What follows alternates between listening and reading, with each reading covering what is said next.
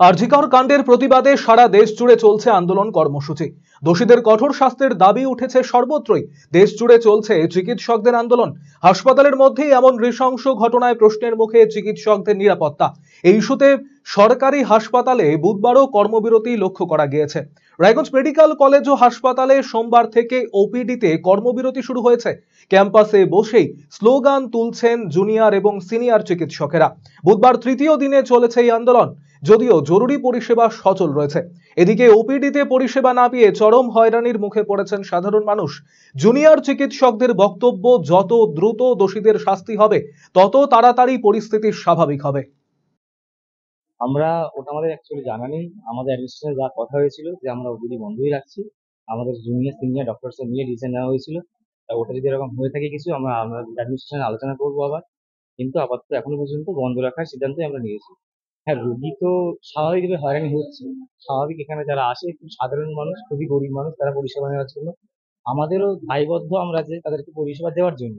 কিন্তু বর্তমান যে সিচুয়েশন বা সিনারিও, সেই জায়গায় দাঁড়িয়ে আমরা বাধ্য হয়েছি এরকম পরিষেবা বন্ধ রাখতে, প্রতিবাদের জন্য।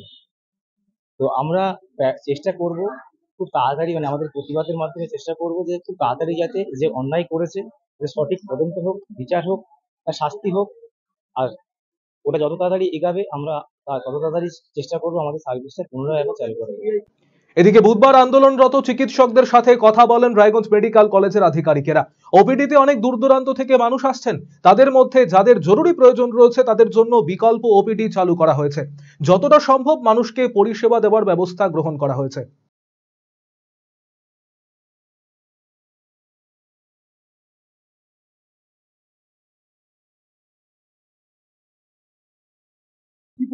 আমরা জুনিয়র ডক্টরদের সঙ্গে আলোচনা করলাম।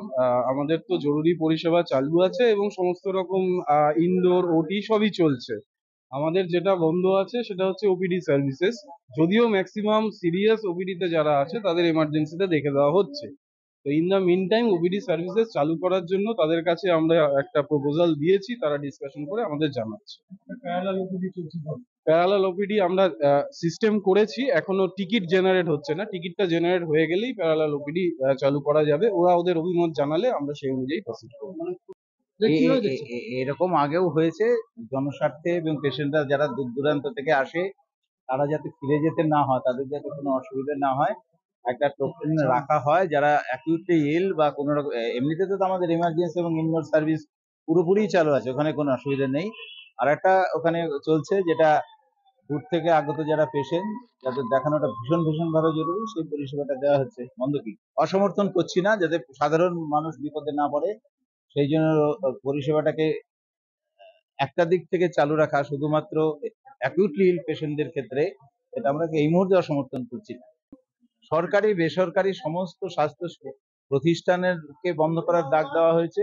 এটা সহমর্মিতার ব্যাপার। এটা যে বিদ্রোহ বা এই ধরনের কোনো ব্যাপার নয়। যে ঘটনা ঘটেছে সেই ঘটনার সঙ্গে সহমর্মিতার একটা ব্যাপার, এবং অনেকেই সাড়া দিয়েছেন, বেশিরভাগই সাড়া দিয়েছেন। যে পরিমাণে আউটডোর গুলো খোলা থাকলে যত পরিমাণ পেশেন্টকে আমরা পরিষেবাটা দিতে পারতাম, সেটা হয়তো দেওয়া সম্ভব হবে না, কিন্তু পেশেন্টের খুব একটা অসুবিধা হবে বলে আমাদের মনে হয় না। পেশেন্টের অসুবিধা করতে আমরা কখনো চাই না।